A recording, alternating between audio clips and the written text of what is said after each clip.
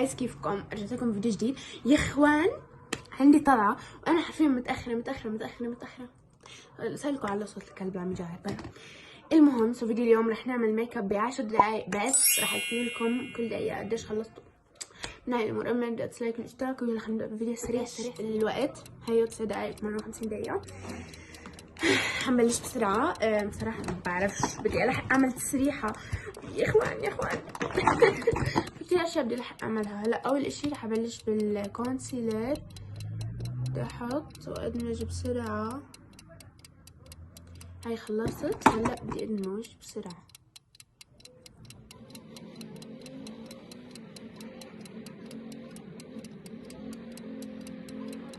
هاي حرفيا ما لقيت ولا فرشاية ميك اب ولا سبونج ولا شي. رح استعمل اصابعي.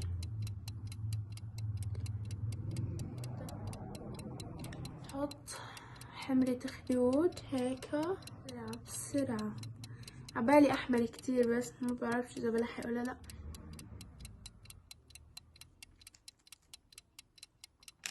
ايلاينر سريع هون هيك.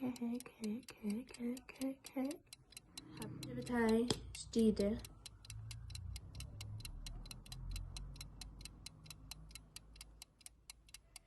بعرفش اذا رح اعمل شعري او جبت هذا القلم.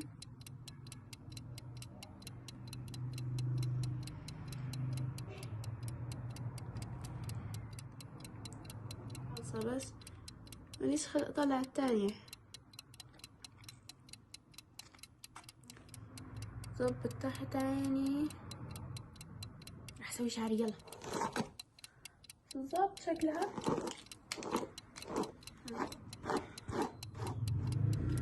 شوي بس هيك.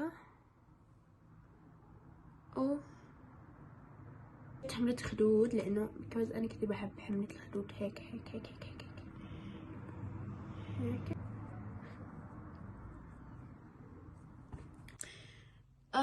ما راح ارجع اجدلها للاسف. حشوف قديش الساعة. باقي بالضبط 32 ثانية. بعرفش اذا مبين عليكم. خلصنا ميك اب باقل من 9 دقايق. عارفين اقل من 9 دقايق حلو. طلع هو مش كتير بس كثير مناسب ل10 دقايق.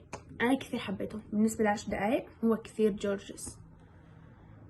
وبيضاوي تسريحة الشعر كانت جاهزة يعني نايمة فيها انا. هاي هيك بكون خلص مقطعنا اليوم. اتمنى يكون عجبكم. اذا عبالكم اكثر هيك تحديات اكتبوا لي بالمنتدى because مفتوح تعليقات. وقاعد تشوفوا اصواتي الجديدة. هون في غنية. هون سيمفونية. طلع هاي مفتاح. هلا هو يا مفتاح الحياة يا مفتاح الحب لايك نفسه. هاد كمان انا كان بدي جيتار بس هي حطت لي كمان. لا مش مشكلة. هاي نجمة وهي قطة. باي بشوفكم فيديو جديد.